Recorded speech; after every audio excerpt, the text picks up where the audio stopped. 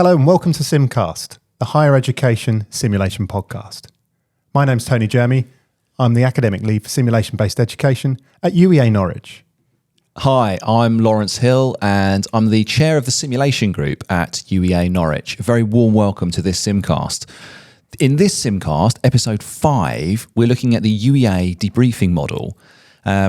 So in this episode, we're going to be discussing the creation of a debriefing model that we have here at UEA for new academic simulation instructors. If you like this video, please give us a like. And equally so, if you don't like it, give us a dislike, but let us know in the comments why, because we always want to improve.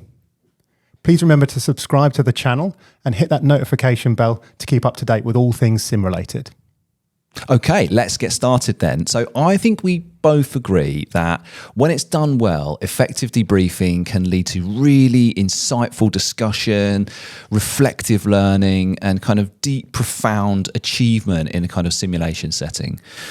When it's done badly, debriefing really can be a desperately uncomfortable and achingly awful experience. It can be a bit of a car crash, yeah. Sometimes it can be really bad. So the challenge is doing debriefing well. The challenge is getting it right and doing it right. And it's a complex skill, really. Doing it well is a really challenging socio-psycho communication skills. It is, isn't it? It's like an advanced communication skill, and because it requires not only this sort of facilitation of a learning conversation, but also the kind of recollection of events that took place and the kind of organisation of thoughts and ideas into a structure that feels like it's a kind of comfortable, nurturing environment where people can express their vulnerability. So there are debrief tools which help people so that they can debrief effectively. Yeah. And there are lots of different tools out there, aren't there? There's got loads, yeah. Diamond debriefing, there's Sail, there's Pearl, there's all sorts of different types of debriefing tools. But we've designed our own. We have designed our own. But actually, if you've got a debriefing tool that you've used and you think is particularly effective, just chuck a comment below just now, just to let us know which one you use and why. It'd be great to hear what kind of diversity of tools are being used out there. But yeah, we designed our own, didn't we? To talk us through that design process, Tony. So yeah, I felt the need that we needed to design a debrief tool for the specific group of individuals within our school who are going to be using debriefing in simulation. I was very conscious that we have, albeit very experienced academic staff who've got clinical backgrounds, a lot of them are new to debriefing simulation. And so I kind of had some design goals in mind. Mm-hmm. I want to try and promote learner engagement, and I want it to be quite simple to use. Yeah, I wanted it to be grab and go, and I wanted to be able to use this debrief model effectively actually during a simulation. So I wanted it to be usable. Yeah, it had to be ergonomic. Yeah. And so it had to sort of be, like intuitive in its kind of flow as well. That was one of the things you were talking to me before about when you wanted to put it together. Yeah, and I'm quite a big advocate of color coding as well. It works quite well with me. So I had some initial thoughts and ideas about having it sort of color coded. And I thought, well, I'll use a RAG system, red, amber, green system. We've got lots of academics who've had previous clinical backgrounds in the NHS. We know the NHS love a red, amber, green system. Yep. So I thought, why not use that as a starter for 10? And it actually evolved from that and became almost like the central ethos of what the debriefing model is all about. Yeah, because there is some quite nice sort of philosophical thought kind of woven into it, which there's I really like. There's symbolism and metaphor. Yeah, there absolutely. is. I love it. And, I love the transition from red in the kind of review section, which is kind of like often where learners are feeling at their kind of most sort of vulnerable and heated and kind of, where there's a big feelings that need to be addressed. And then the kind of analysis phase where, it's in the kind of amber zone where actually we're conscious that there's still these big feelings, but we're transitioning towards a kind of a constructive conversation or a growth model. And then when we get into the green, love the alliteration of growth and green. And actually at that point there, it's this sort of calm, peaceful serenity of what are we taking away? How are we going to get that's this? the hope anyway. It doesn't always work out like that. We get to the analysis, the growth section, and then we've achieved all we wanted to. We've actually labelled each section review, analysis, and growth. Even that we've gone with kind of the RAG system. Yeah, exactly. And there's more symbolism, isn't there? You produced this on an A4 sheet and then laminated it for a good reason. So I definitely wanted it to be grab and go. So I've got a copy here, and it's just a PDF document that you can print off, and then the idea is that you laminate it, and on the back, so on one side is a debriefing tool itself, and on the other side is a facilitator's notes, and the idea is that you can then get a whiteboard marker, write down some notes, and I've given some kind of little ideas or thoughts what you might want to write down. So critical events to address, areas of good performance, learners' reactions and feelings, which you might want to then capture during the debrief itself, and then other notes. When I've used it, I've more often than not used it chronologically as well. Okay. Like I'll use it and it'll be like, start and finish of the simulation sort of. So maybe timeline of events and those kind of things? Yeah, so that I can kind of help orientate the learners to that afterwards. But the important thing about it being laminated is that you can then wipe the slate clean. Because, I'm really conscious that what is discussed during a debrief for simulation activity, it will change with every different simulation event, but also it's sacred to that event. Yeah. What's discussed within these four walls, particularly if we're looking at individuals' performances, is sacred to that event. So that symbolism, being able to wipe it clean, I think is really important. That's really nice, and because it feeds into, as we've discussed previously in a podcast about psychological safety or safety in simulation, that we know that as a learning environment, it's profoundly unsafe in a lot of ways because people feel really vulnerable and they feel judged. So knowing that what happens in the simulation stays in the simulation, and what happens in the debrief stays in the debrief is actually a really nice thought. And if you can kind of engender that in students, and to know that nothing's being taken away from this simulation, there's no assessment component, there's no marks associated that are leaving this room, the slate is wiped clean, is a really nice kind of metaphorical way of leaving that behind. One of the things as well that we have in our debrief rooms is we've got whiteboards up. So I've also laminated a review, analysis, growth, again, red, amber, green, to put on the whiteboards to again encourage those physical spaces to be part of that debrief as well. So whilst it I found that incredibly useful, I have to say. It was kind of an afterthought, but I found it really useful myself. The reason it's really useful for me is because we're doing simulation involving learners in a remote capacity. So in those debriefing and briefing spaces, we're streaming the simulation activity that's happening in other rooms. And sometimes you've got a relatively large number of learners in there who are trying to engage in the debrief, and then just sort of standing up and asking people, like literally turning your back on them and saying, right, just get your thoughts out and let me hear them. Capturing them onto the board under those headings is a really useful way of sparking conversation. Yeah, absolutely. So should we get into the body of the debriefing model then? So under review, under the red section of the debrief model, what happens under review? So to start with, what I like to do is to review initial reactions or feelings. I think it's really, really important. You've just been in a simulation environment, potentially quite charged, depending on what happened. So to be able to get initial thoughts and reactions of your learners, I think is quite powerful. Yeah. What I like to do, particularly with smaller, more manageable groups, is perhaps get a reaction from everyone, because then it's an opening gambit into the conversation, rather than expecting someone to then first have their entry into the conversation deep into the analysis section. Yeah, it gets everyone involved early doors, doesn't it? Yeah. Everyone hears their voice in the room. So the challenge with this, though, is when you ask someone, okay, I want some initial thoughts, feelings, and reactions, learners automatically go into self-analysis mode. Always. It's always an evaluation comment, isn't it? It's always like, or if you ask somebody else, so tell me, and they're like, oh, I think that went quite well. Yeah, I think that went quite well. Yeah, I think that went quite well. And Where do we go from there?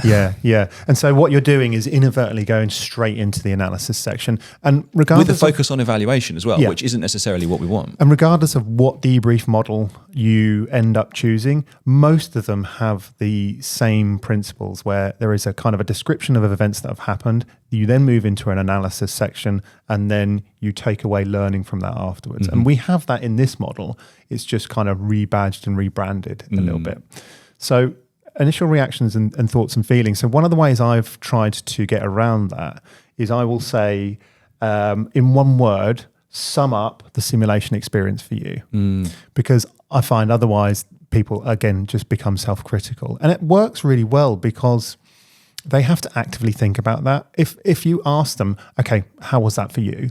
They'll straight away start to go into self-analysis and evaluation mode. If you say, in one word, sum up that simulation experience for you, they have to think about it. Yeah. It's a cognitive challenge. I know it's only one word. You're really forcing people to actively engage with their experience and to consciously reflect on it and to try and summarize it. And it's probably impossible, right, to summarize the whole experience in one word that they give you is really, really powerful for you as a simulation facilitator. Because it tells you what is most important to them about it. And then it might be complex or challenging or terrifying or terrible. Or bewildering or confusing. And all of those are really, really calm. useful because you can come back to them as a facilitator. Maybe not straight away initially, but it's particularly with ones which have negative connotations, you have to go back and unpack them. So again, being able to then flip the guide over and write those down so that you can come back to them is really, really important. But this is what we mean about it being a kind of an advanced communication. It'd be really interesting to hear actually from the people listening to this pod, what word or what turn of phrase have you used to initiate that debrief? How do you get it going? What's your opening gambit? What's your opening gambit? Exactly. We'd love to hear from you. Please drop us a comment. So the other thing that's really important to review is, of course, the learning outcomes. Yes. Once we've established how everyone is doing or feeling after that simulation, going back to what it was that we were trying to achieve is kind of really important. Yeah. So we'd say something along the lines of, okay, we're just going to go back to what the intended learning outcomes for this session is, just to review them. They might be technical, they might be non-technical outcomes. And of course, what might have happened in the simulation is some unintended learning outcomes have come. And it really is up to the discretion of the simulation facilitator to then understand what really needs to be unpacked in the analysis section, which comes later, whether you stay on track and go with those intended learning outcomes or whether those unintended learning outcomes were so profound that you just shelve the original ideas and then concentrate on the important things that have been unpacked. So on top of trying to both have a constructive conversation and remember everything that's happened and organise that, you then also have to be judging as the facilitator what you think are the most profound moments to be unpacked. Hence why it's such a difficult skill to do well. It's why a model can help to organise your thoughts in that way. The last section of the review is to review the facts. And this is kind of the description of events that happen. And you and I kind of approach this slightly differently, don't we? Yeah. Yeah. Tell us about what you like to do. If I have enough time, because this can take quite a lot of time, I like to go through a chronological timeline of events. One of the reasons I like to do that is so that everyone has a shared mental model of what's happened, and it helps give the group an opportunity if there is a discrepancy for whatever reason. There was a delay in administering oxygen. No, I don't think that was quite right. Again, particularly for the people who have observed that, they might be able to then feed into that as well, so that we all come to a sort of a shared conclusion before we then move on to the analysis section. But it does take time. Yeah, I'm not as.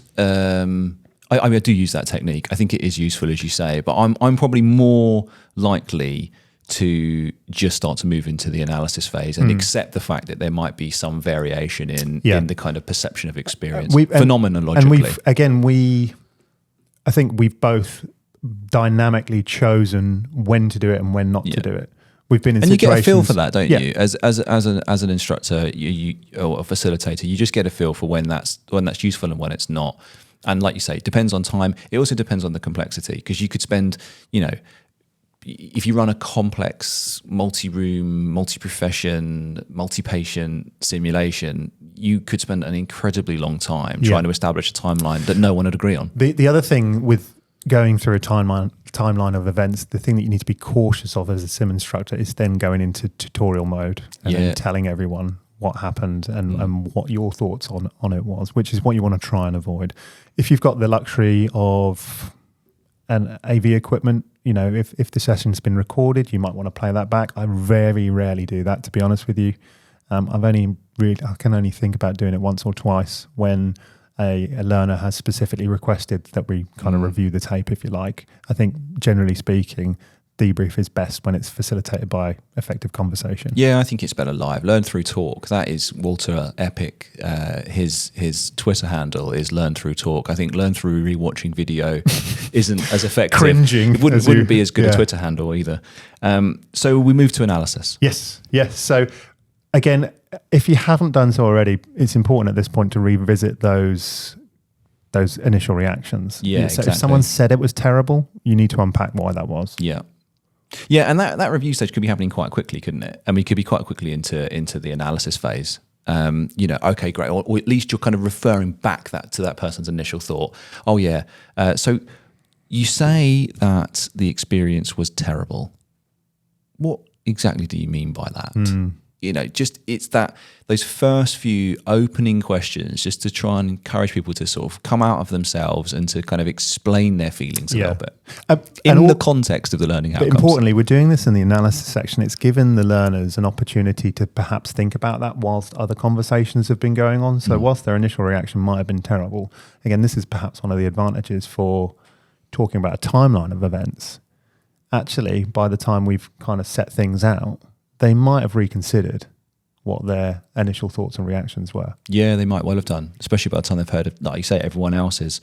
So this is the kind of almost the meat of the debrief, really, isn't it? This is the bit where you're unpacking the things that have taken place. This is the bit which is the most kind of free flowing, and this is where the skill in the debrief facilitator really needs to come from. You choose now where the conversation needs to go. But importantly, your role is to guide that conversation rather than lead it. Yeah. And again, this is a particularly difficult skill to do, particularly if you're an academic who's used to standing at the front of a lecture theatre or a seminar room and teach to people. Yeah. Taking that step back and guiding that conversation. So again, my advice would be go back to the learning outcomes if you're stumped. I'd like to spend a little bit of time talking about X, Y, and Z, and just see where the conversation goes. Sometimes you don't even need to do that. You can just sit back and let the learners take the conversation forwards. Yeah, a kind of rhetorical technique that I use in that situation is to go back to the learning outcomes, to state them, and then to say, to what extent and in what ways have we met this learning outcome? Off you go. Away. Yeah, exactly. Over to you. And then you can normally just kind of gauge the reaction and see if anyone's looking like they want to speak, just, bring them in. And then something that often works quite well is and depends on the level of expertise of the learner. And that's why it's tricky for us sometimes doing simulation with reasonably inexperienced clinicians, first and second year students. But what works really well with third year students, and particularly with qualified practitioners, is just then opening it out to the floor and saying, to what extent have any of you had an experience that resonates with this in your clinical practice? Yeah, I love doing that. I love going back to experiential experiences or experiential learning as a vehicle to facilitate the conversation. And often that's what we're doing. You know, the simulation is just setting up an event to then promote that conversation. But really, really powerful conversations often come from people's personal experiences. Yeah, and relating the simulation to clinical or other experiential practice is that abstract conceptualization that Kolb talks about as being critical for experiential learning. So getting to that phase and making people see how the things that they've encountered in this simulation relate to the real world and to their future practice, then enables that transition towards how are you going to develop and grow. Yeah. So, question for you, Lawrence. Your role as a facilitator here is to guide the conversation. How do you get it back on track if it starts to go off on tangents? Or how do you deal with a situation where you might have maybe multiple conversations happening simultaneously, or maybe disagreement? I'm all in favour of disagreement. I think for a start, I think it's really important that there is a degree of freedom. Yeah. We don't want, it's not about there being one right answer. Often simulation is there to tease out issues of complexity and grey area where there might not be a right answer. So I think that as long as there is more light than heat, I think it's useful. But where sometimes you get a very strong voice in an analysis, that can start to dominate. So that the learner can be quite tricky. The person who always talks always has points to feedback or talks or answers questions, that kind of things, those dominant roles. Yeah, and that can be quite tricky. It can also be really useful as a facilitator to have that voice and someone who you can reliably speak that's not going to be you. But we've got to be mindful we don't want them going into tutorial mode either. Yeah. And starting to kind of get too, I don't know, too dominant in the discussion, because we want to involve all the learners if possible. Yeah. Tutorial mode is interesting, isn't it? It's hard to not go into tutorial mode, particularly when you want to provide insights. Is there a place for micro teaching in a debrief? I think it depends. I think it depends on what you're trying to achieve in the simulation. And I think it depends on the level of experience and expertise of the learners. I think you have to really be conscious if you're going to do it. Yeah. Of when to stop, when you've gone too far. And that, again, is one of and we've mentioned this in a previous podcast, the importance and usefulness of co-debriefing. Yeah. I think to some extent with some groups of learners, sometimes, and a degree of tutorial mode is unavoidable. But tutorial mode is one of the 4 horsemen of the debrief apocalypse. Which we're going to talk about in another episode. Which we're definitely going to talk about on another episode. And, those kind of listening to this podcast will know that there are those horsemen of the debrief apocalypse that do tend to turn up. For me, there's tutorial mode, and there's definitely the yes man, or the yes person facilitator who thinks that everything's fantastic. And I think that's something that we need to be mindful of. But if you've got a personal penchant or interest in an element of what can derail a debrief, it'd be really interesting to hear what you think your horsemen of the debrief apocalypse. What are the other 2 horsemen that you think are? We've given you 2. What are the other 2 horsemen of the debrief apocalypse, which we'll talk about in another episode? We've got our ideas, but we'd love to hear what other people think as well. So at some point in a debrief, we have to stop analysing, and we have to move towards what people are going to take away. So you might be bound by time. Yeah. It might feel like things come to a natural conclusion. And again, your role as a facilitator is to guide that conversation. Mm-hmm. So again, with multiple conversations, I often think about it like you're the chair of a meeting. Yeah. So you might have to command some, authority. Well, yeah, or curate. Respect. Yeah, curate. Okay, we're going to come to you in a minute. I'm just going to hear what this person has to say first. Exactly. It needs a narrative. The simulation event needs a storyline that comes through it, and we need to get to the final chapter of the story. Yeah. Otherwise, the whole middle section of the story. But I always think anything. about it in a positive way. If you're generating multiple conversations simultaneously, it means the sim's gone well. In one way or another, even if it's gone badly, because it's generated conversation. Yeah. But we need to be able to focus so that we can all learn from it. But we transition now from analysis into growth. Actually, one thing I want to add before that is if we do need to address any critical areas, we really like the use of advocacy with inquiry. Yeah, no, thank you. That's an important point. So don't be afraid to transition back to analysis. If you come to an important learning point and you need to go back to analyse something, I think that's important too. But using the debrief and particularly the analysis is really important for picking up those safety critical or those important moments. Yeah, so we'll stick a link to advocacy with inquiry, some papers on that, the work that Jenny Rudolph and people at the... Yeah, but debriefing with good judgment. Jenny Rudolph do it. Debriefing with good judgment. A tool for alerting your learner group that something has happened that needs to be discussed, but without doing so in a kind of critical or negative manner. Yeah. So I noticed actually, Tony, just then when you were searching for the word debriefing with good judgment. Not stumbling. You appear to be stumbling. What was going through your mind there? Panic, sheer panic. It's an example of how you can enable your learners in your group to kind of get over that little kind of hurdle and to make that promote that self-reflection as well. And to make the point. I used to only use it with addressing kind of critical areas that went wrong. I've started to use it more now to engage reflective conversation on areas of good performance as well. It works just as well for that. I think that's really important from a safety 2 perspective to think about what goes well and why as a model of and understanding. What can you do to make it even better? Yeah, as a model of understanding why things occasionally sometimes go wrong. So yeah, I'm all in favour of that. Okay, so we then move to the last section, the nice green, everything's gone well section. Into growth. So there's no point doing a sim session unless you're going to take something away from it. Yeah. How is it going to develop and shape your practice moving forwards? So this is an opportunity for you as a facilitator to then have those sort of final conversations of the debrief. What are you going to take away from this? How is it going to shape your practice moving forwards?